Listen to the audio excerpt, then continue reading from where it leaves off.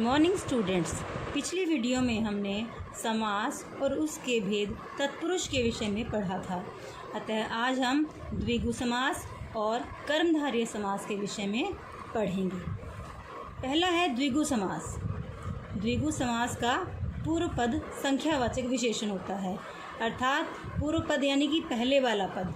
जब भी समस्त पद बनता है तो समस्त पद में पहले वाला पद पूर्व और बाद वाला उत्तर पद होता है, तो इसका जो पूर्व पद है वह संख्यावाचक विशेषण होगा तथा समस्त पद समाहार या समूह का बोध करवाता है, यानी कि जब उसका समस्त पद बनेगा तो वह किसी न किसी एक समूह का बोध करवाएगा।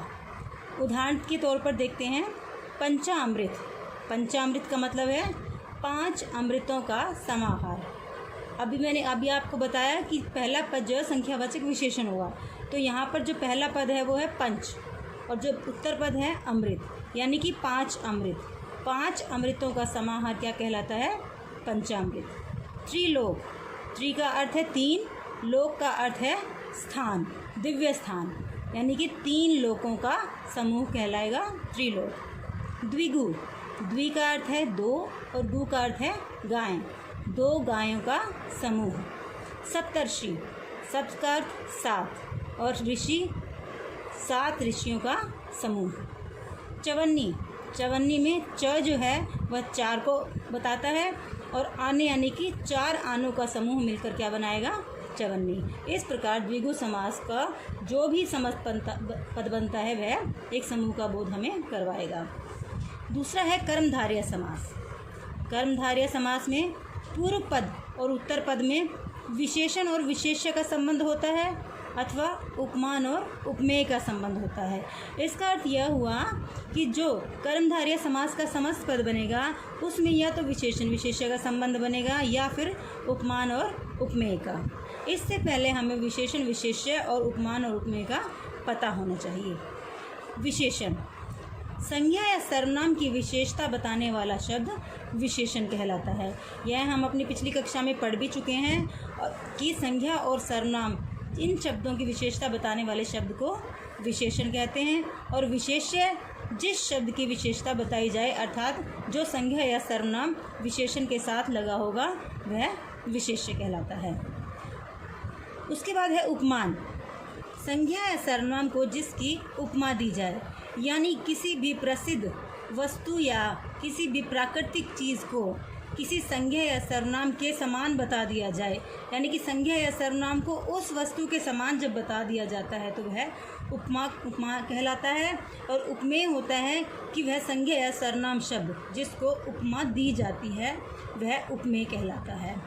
यहाँ उपमा का अर्थ है कि समानता बताने वाला शब्द या किसी को के समान बताना, यानी कि किसी भी प्राकृतिक या किसी प्रसिद्ध वस्तु के समान जब किसी साधारण वस्तु को बता दिया जाता है तो वहाँ पर उपमान और उपमेय का संबंध बन जाता है।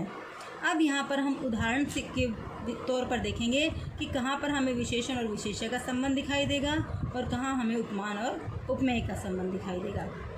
पहला है श्वेतांबर। श्वेत का अर्थ है सफ़ेद और अंबर का अर्थ है कपड़ा, यानी कि श्वेत है जो अंबर, यानी कि कपड़ा कैसा है? सफ़ेद है। इसलिए यहाँ पर अंबर जो है विशेष्य है और श्वेत जो है विशेषण है। लाल टोपी, लाल विशेषण और टोपी विशेष्य। लाल है जो टोपी। कापुरुष, का अर्थ होता है कायर, यानी कि कायर है जो पुरुष। पुरुष की विशेषता क्या है? कि वह कायर पुरुष है। नील गाय, नीली है जो गाय। नील का अर्थ है नीला रंग और गाय नीली है जो गाय। यहाँ पर हमें विशेषण और विशेष्य का संबंध दिखाई दे रहा है, इसलिए यहाँ पर जो है विशेषण और विशेष्य है। अब देखते हैं वचनामृत, यानी कि वचन का अर्थ है कि शब्द और अमृत यानी कि अमृत एक ऐसा पेय पदार्थ है जिसे पीने के बाद मनुष्य अमृतत्व को प्राप्त कर लेता है। परंतु यहाँ पर अमृत के समान क्या है? वचन, यानी कि अमृत जो है बहुत ही प्रसिद्ध, बहुत ही असाधारण वस्तु है जिसकी समानता किसके साथ कर दी गई है? वचनों के समान, वचनों के साथ उसे समान दिखा दिया गया है, यानी कि अमृत के समान मीठे वचन। तो इसका जो विग्रह है वो क्या हो जाएगा? अमृत के समान वचन। कुसुम कोमल, कुसुम का अर्थ है फूल और कोमल का अर्थ है नर्म, यानी कुसुम के समान कोमल, फूलों के समान कोमल। यहाँ पर उपमान और उपमेय का संबंध बताएंगे। नरसिंह, अब यहाँ पर नर का अर्थ है मनुष्य और सिंह का अर्थ है शेर, यानी कि शेर के समान जो नर होता है वहाँ पर उपमेय और उपमान का संबंध हमें दिखाई देता है। अब जो मनुष्य से शेर के समान जो है शक्तिशाली होगा वह नरसिंह कहलाएगा।